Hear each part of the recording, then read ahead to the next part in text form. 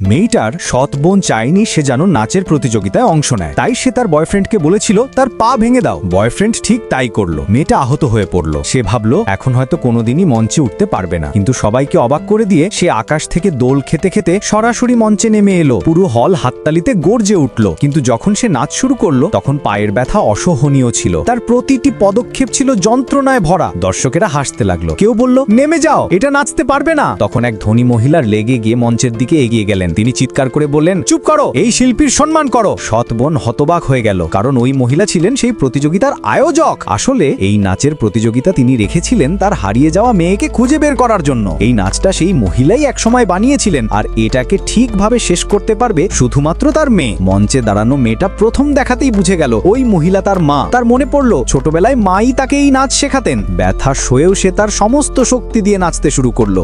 সৎ বোন ভয়ে কাঁপতে লাগলো, সত্যিটা যদি ফাঁস হয়ে যায়। সে বয়ফ্রেন্ডকে বলল, কিছু করো, প্রতিযোগিতা বন্ধ করো। বয়ফ্রেন্ড ধীরে মঞ্চের পাশে গিয়ে কাঁচের টুকরো ছড়িয়ে দিল। মেয়েটা নিচে তাকিয়ে দেখলো পুরো মঞ্চ ঝকঝকে কাঁচে ভরা। তবুও সে থামলো না, খালি পায়ে কাঁচের ওপর নাচতে লাগলো। রক্তে মঞ্চ লাল হয়ে গেল, কিন্তু তার নৃত্য আরো নিখুঁত হয়ে উঠল। দর্শকেরা দাঁড়িয়ে হাততালি দিতে লাগলো। মহিলার চোখে জল এসে গেল। তিনি নিশ্চিত হয়ে গেলেন এই আমার মেয়ে। নাচ শেষ হতেই তিনি ছুটে গিয়ে মেয়েকে জড়িয়ে ধরলেন। পুরো হল স্তব্ধ। মঞ্চে রক্ত, কাঁচ আর এক মা মেয়ের মিলন। ভাই সঙ্গে সঙ্গে বোনকে তুলে নিয়ে ডাক্তারদের দিকে দৌড়ালো। তখন মামা দেখলেন সৎ বোন আর তার বয়ফ্রেন্ড পালাচ্ছে। তিনি গার্ডদের বললেন, ওদের ধরো। সৎ বোন নিজের ভুল স্বীকার করলো না। সে পিঠ দেখিয়ে বলল, দেখো এই প্রজাপতির দাগটা, আমি তোমার আসল মেয়ে। মহিলা অবাক হয়ে গেলেন, কারণ সেই একই দাগ তার মেয়ের শরীরেও ছিল। পুরো হল নিঃশব্দ হয়ে গেল। এখন প্রশ্ন, আসল মেয়ে কে?